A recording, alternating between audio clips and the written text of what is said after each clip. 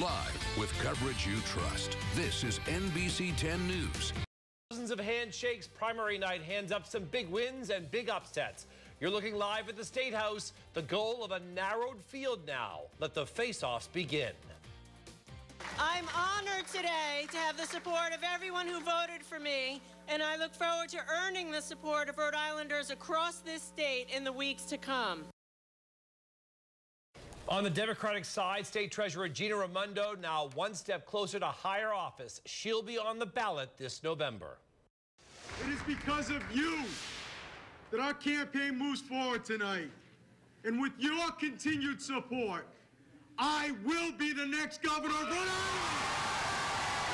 And that was a jubilant Cranston Mayor Allan Fung celebrating his win tonight in the Republican primary over Ken Block. Welcome to a special Decision 2014 edition of NBC 10, The Night Team. Tonight, a big night for women, and the political winds apparently have shifted. Good evening, everyone. I'm Patrice Wood. And I'm Dan Janik. We thank you for joining us. NBC 10 brought you live coverage throughout the evening and tonight from all the campaign headquarters all over southern New England. And our Team 10 coverage continues right now. We'll start with two primary wins in the race for Rhode Island. Brian Crandall live at the Crown Plaza in Woolwich, where Allan Fung's camp had quite the party tonight. But first, Gina Raimondo continues her campaign to become the first woman governor in the history of Rhode Island. But first, let's get over to Katie Davis, live from the Met in Pawtucket, where Raimondo is celebrating her primary win. Katie? Patrice, it is a party atmosphere, as you can imagine. A huge night for General Treasurer Gina Raimondo. Such a significant moment for you. What did you do right that got you to this point? Well, I have so many people to be thankful for. I have a lot of support. We ran a strong campaign. But I think the key thing is that we talked about jobs. Rhode Island's in a jobs crisis, third highest unemployment rate in the country, and we need a leader. I will be the leader to get Rhode Island back to work. This was a hard-fought campaign, three-way race, and you're not done yet. We have the general election still ahead. What do you need to do between now and then to be Rhode Island's next governor? Well, we need to wake up tomorrow morning and get back to work. I'm so grateful for such a big win tonight, and that gives us a lot of momentum going into November, and we're just going to do more of the same. Strong campaign, strong message around jobs, the economy, and growth for all the people of Rhode Island. And we heard that jobs word over and over from you, also from your opponents. How can you show voters that it's more than just a campaign promise? This is something that we're really going to see with you in the State House. Right. Well, I have a track record of creating jobs. Before I became treasurer, I ran a business. I worked with dozens of small companies that together created over 1,000 jobs. So I've done it. And as treasurer, I took on a pension crisis that everyone before me had ignored. So in me, voters have a proven leader with a track record of solving big problems and also creating jobs. And you bring up the pension reform, something you fought so hard for and also had to take heat in order to get it accomplished. Do you feel that it helped you or hurt you to get where you are tonight? That's hard to say. You know, doing the pension reform was difficult, hard choices, but it had to be done. And through that work, I've shown I'm a leader who's not afraid of a challenge, who's going to stand up for all the people of Rhode Island and fix our biggest problems. You know, Rhode Island needs a bold leader. We're past small changes. If you have the third highest unemployment rate in the country, you need big changes, and that's what I've shown I'm capable of doing. You're potentially weeks away from being Rhode Island's first female governor. What is the significance of that to you and to your family as well? It is very significant. You know, Rhode Island is ready for change, and I think is ready for a female governor. I know for my 10-year-old daughter, she's ready. She's excited. All right, General Treasurer Gina Raimondo, thank you so much and congratulations. Patrice and Dan, we're going to send it back to you. All right, Katie, thanks so much. Of course, she'll be facing off against Cranston Mayor Allan Fung, who, as you saw just a short while ago, he has reason to celebrate after a tough battle. NBC 10's Brian Crandall is live from Fung headquarters in Warwick tonight. Brian? Well, Patrice and Dan, I was going to say the party was wrapping up, but we still got a crowd behind us here, Mayor, and I don't think I've ever seen you as animated as you were in your victory speech tonight. No, I was certainly pumped up. It was exciting. When I walked in the room, so you saw so many family members, friends, you know, supporters that were here tonight. I was really humbled and proud to have so many people here. It was a great night and victorious night, and I can't thank enough the people of the state of Rhode Island, and now onward to November 4th. I think there are some prognosticators and analysts who are kind of surprised that you're in this position tonight and thought maybe you wouldn't pull this out in the end. What do you think turned it for you against Mr. Block? No, we just worked hard all the way throughout. We never took anything for granted. I made sure I hit every community from Woonsocket to Westerly, talking to people throughout the state of Rhode Island, letting them know about my plan to turn our state around. And that means getting people back to work, creating a more business-friendly environment, and it resonated with so many people because people in Rhode Island are still hurting from our economy, but they've seen the results in Cranston, the real reforms, the great things happening in Garden City and Chapel View, the expansion that's went on at TACO and other companies. You know, that really resonated with them, the tangible results, and that's the stuff that I'm going to take to the State House. In a primary, a Republican primary in Rhode Island, you got to get those conservative voters. How do you now appeal to more independent and maybe even some more liberal voters here in a liberal state in Rhode Island to take on Mr. Raimondo? Well, the fiscal message is going to be the same. It's that conservative fiscal value that we implemented in our budgets, you know, working together on big issues like consolidating services, working with other cities and towns. These are the same type of initiatives that I'll take to the State House as well. You know, reforming our pensions by sitting down and negotiating and coming to a deal that shaves $6 million off our annually required contribution. Moving 2 major unions towards private sector benefits and 401ks instead of the costly pensions. You know, these are real reforms, real results that we're going to take to the State House and make sure that it happens for all Rhode Islanders. As the folks get excited here again, I know you've played on your experience in your 3 terms as mayor and creating jobs and also taking on the pension. Ms. Raimondo would say the same thing she's done as treasurer and in the private sector. How do you win that battle? You know, it's about the chief executive, being a chief executive. You know, I've led during very difficult times, 3 terms, over 6 years that we've been in office, balancing budgets, turning things around, but most importantly, working with CEOs that are small business, medium size, and the large, creating that better environment. It's both the public sector and private sector experience that I bring. I'm a native Rhode Islander. I grew up in my parents' small family restaurant, you know, bussing tables, washing dishes before I could even see over the counter. That's the life experiences that I bring to this table because I know the experiences that Rhode Islanders are going through today. Thanks. Cranston Mayor Allan Fung, the Republican nominee for governor of Rhode Island. A little bit of a preview of his campaign message coming up. I'm Brian Crandall, NBC 10 News, live in Warren. Running on adrenaline at the Fung headquarters tonight. Sure. All right, that's not the case everywhere, though. Taveras, Pell, and Block, the run for governor, cut short for 3 candidates tonight. Yeah, Republican Ken Block gave his concession speech from East Greenwich tonight. We were there. We did not receive the support of the majority of Republican primary voters today. But it doesn't mean that we just simply go home and stop caring. Because I'm looking out tonight at a large group of people who care. This simply means that Republican primary voters have a different set of priorities than those that our campaign has put forward, and the voters have spoken. We heard a lot from them during the primary election. Now Raimondo's 2 Democratic challengers making concession speeches tonight. Let's hear first from Clay Pell. But I want to assure you that we are going to be here together, not only tonight, but the community that we have built will survive this campaign, that we will continue to stand up for the values that have brought us together: equal rights, equal pay for equal work, justice and opportunity, the simple chance to have an American dream in this state. And we are also hearing from Angel Taveras tonight. Yeah, at one time considered a shoo-in, his concession speech came late tonight. I may not be the nominee, but I want all Rhode Islanders to know that our state is worth fighting for. And one local race getting some big attention tonight, the Providence mayoral race. Yeah, if you followed this either on Twitter or through us here at NBC 10, the race was tight. It went back and forth for most of the night, but in the end, Jorge Elorza was declared the winner, and here are the numbers. That's right. Jorge Elorza has defeated Michael Solomon, president of the Providence City Council, and Brett Smiley withdrew from the race but was still on the ballot, and he also defeated Christopher Young. NBC 10's Allison Bologna is live with the exclusive interview with Jorge Elorza. Allison? Hi there, guys. This was a really tight race, fair to say, between you and Michael Solomon. To be fair, we were over at the Coliseum with Michael Solomon earlier, and then about 9 switched. How are you feeling from your end on your victory? Did you realize it would be this close? Well, we knew it was going to be close, and what I'd like to say, I'd like to commend Michael Solomon. You know, he's done a wonderful job as a councilman over the past years, and I look forward to working with him to unite the Democratic Party to make sure that we win in November. But with that said, let me say that we're feeling really, really good on this end. You're going to have a very busy 2 months. Of course, this election's going to get a lot of national coverage because of Vincent Buddy Cianci jumping in. Our understanding is he was at G-Pub over in Providence waiting to see the election results come in, and he's going to start campaigning tonight.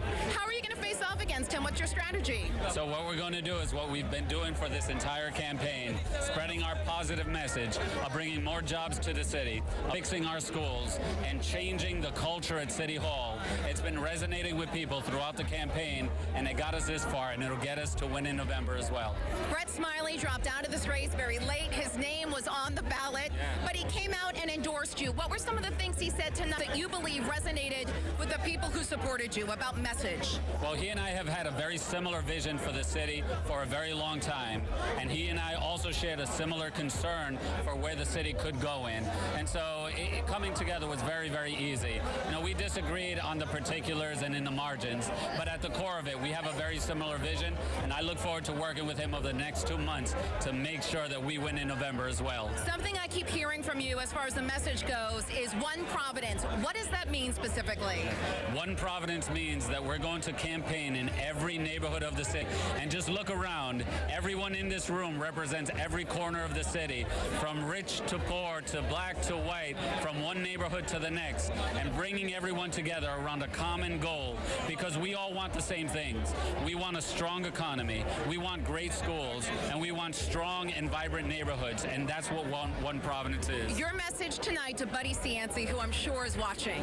Well, I look forward to 2 months of strong campaigning. We're going to continue communicating our message directly to voters, and I'm hoping that it's going to resonate just the same as it has in the Democratic primary. And as long as we keep building the coalition that we're building, I'm confident it'll take us to victory. There is a lot of energy here, Dan and Patrice, but this is going to be a very interesting 2 months. Back to both of you.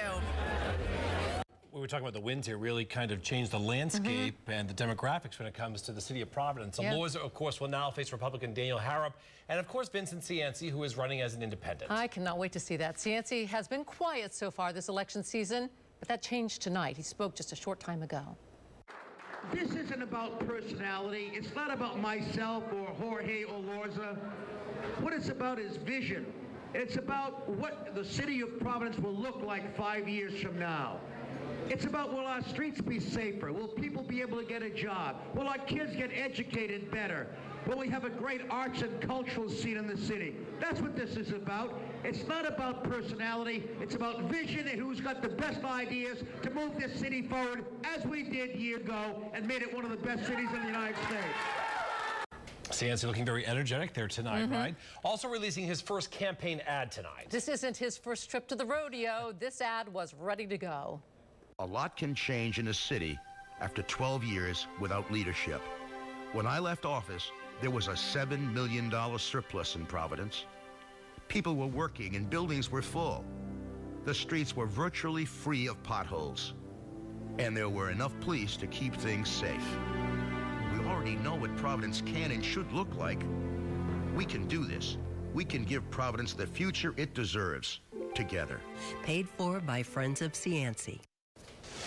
As for the Lieutenant Governor, NBC 10 was first to call Dan McKee, the Cumberland mayor, as the winner in the Democratic primary over Ralph Morris and Frank Ferry. Republican candidates for Lieutenant Governor Catherine Taylor takes it over Carrie Young. And in the Democratic primary race for Secretary of State, Nellie Gorbea defeated Guillaume Desramel.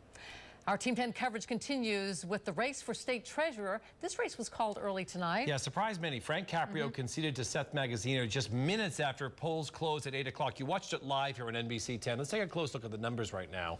Seth Magaziner, of course, with 67% of the vote against Caprio's 33%. NBC 10 Sierra Putman is live from Magaziner headquarters in Providence. Sierra? That's right. I'm here live in downtown Providence at Aurora Bar with Seth Magaziner and his supporters. So just a few moments ago, you told your supporters tonight you can celebrate, but you still have a lot of work ahead. Tell me, what's your plan to take on independent Ernie Almonte? Well, the plan is the same as what we've been doing so far, which is to talk about how I'm going to use the Treasurer's office as an engine for economic growth. It's a very powerful office. It's an office that you can use in a lot of ways to help put Rhode Islanders back to work. We have a plan on my website, SethMagaziner.com, that we call the Blueprint for how we're going to use the Treasurer's office as an engine for growth. I encourage everyone to check it out and to see our ideas. But the real work begins not just tomorrow for the general election, but then after that, because then we're going to have to go into the State House and get things back on track. It's a big job, but we're ready for it. And speaking about that big job, your opponent during this primary, he's a former treasurer. Were you shocked that he bowed out so quickly? Well, I have a tremendous amount of respect for Mr. Caprio. He's devoted most of his life to serving the state. I thank him for that. I think that we are better off for it. I've found him throughout this campaign to be very gracious, and I consider him a friend. All right, well, thank you very much, and enjoy your victory tonight. And so, like we were just talking about, former treasurer Frank Caprio, he bowed out very early. Now, a lot of people, some people did project that Magaziner would be the winner, but no one really expected Caprio to concede as early as he did. Now, this is a statement that he sent to our newsroom not too long ago, in which he says, "First, I congratulate Seth Magaziner on his victory tonight. He worked hard and is a very talented candidate. I also thank the many people who voted for me and helped me tonight and in the past elections. I will forever be grateful." Again, Seth Magaziner is the winner of the Democratic primary for treasurer, and he'll take on Ernie Almonte during the general election. Reporting live in Providence, Sierra Putman, NBC 10 News. And we have insight on today's primary election results here in the studio. We've been joined, as we have all night, by NBC 10 political analyst and Brown University Associate Professor Wendy Schiller. Wendy, always good to have you here tonight. Boy, what a night here. Raimondo in Rhode Island, Coakley in Massachusetts, Gorbea and Taylor for Secretary of State. A big night for women. A big night for women in Massachusetts and Rhode Island. And Nellie Gorbea was an upset against Guillaume de Ramel. And I think it'll be very interesting. Rhode Islanders wanted change tonight. You saw big names, Pell, Caprio, Mollis, lose. And I think there's just a hunger, and the people who got out the door to vote today wanted to make a statement. We want something different. We want new leadership.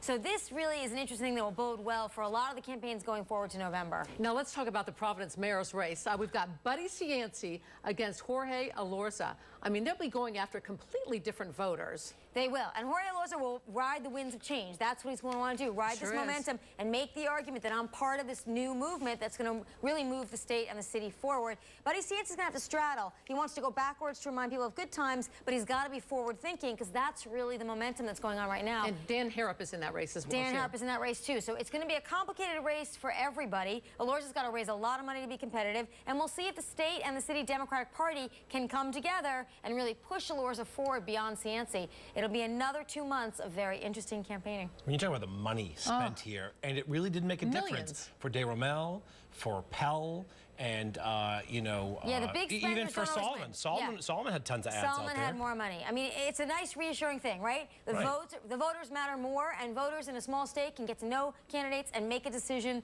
and they're not overly influenced by money. And I think that's a really important statement, not just for us, but for the whole country, to think about the role of money in politics. And we have the national spotlight on us, right? There are a lot of things that the nation is watching tonight. Oh, without question. I mean, the whole idea of pension reform, how do you get an economy going?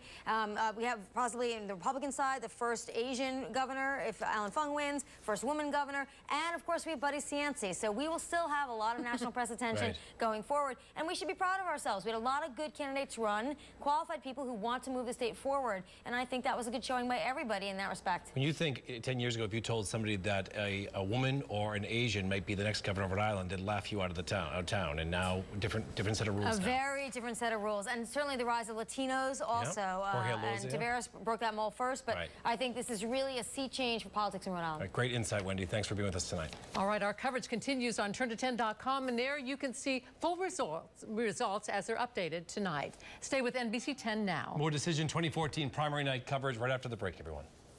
Closed captioning on NBC 10 is brought to you by Cardi's Furniture. Nairobi offers same-day mattress eye delivery 7 days a week.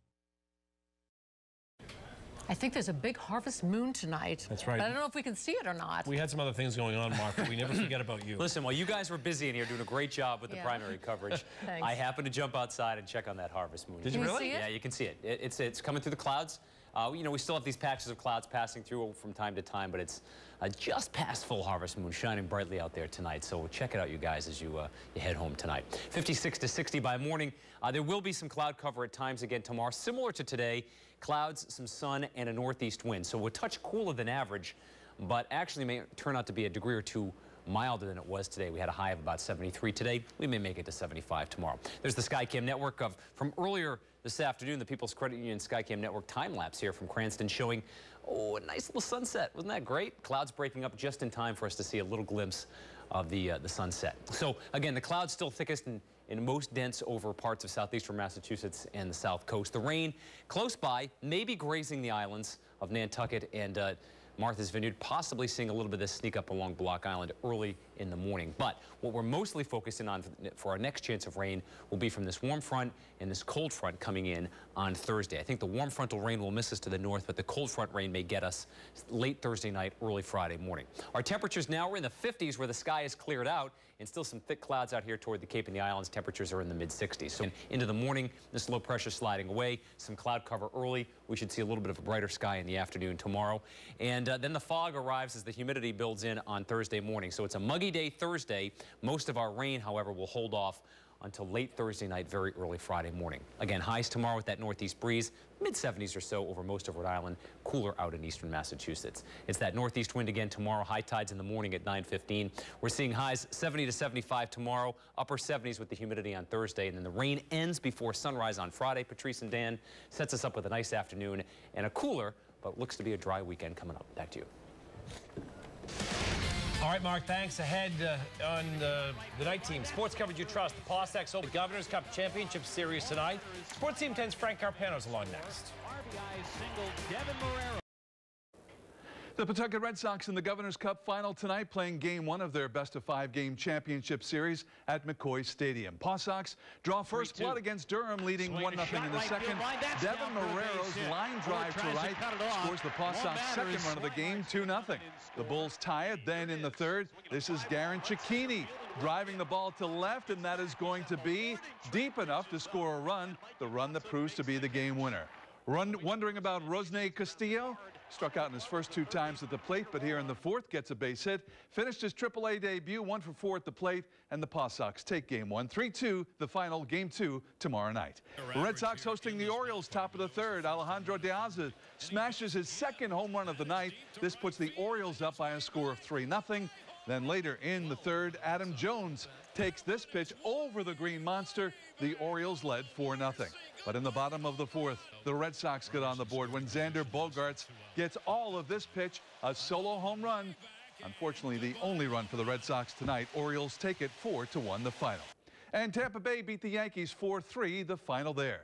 I'm Sports Team 10's Frank Carpano. Back to you guys. All right, thanks, Frank. And stay with NBC 10. We'll be right back with a recap of tonight's big winners.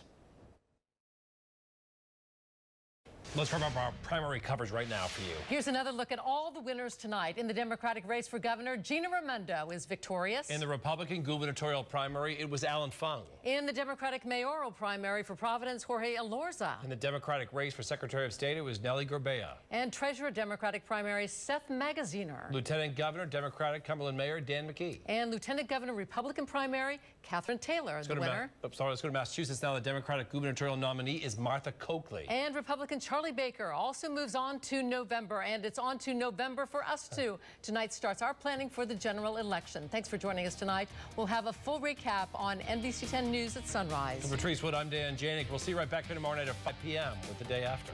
Good night.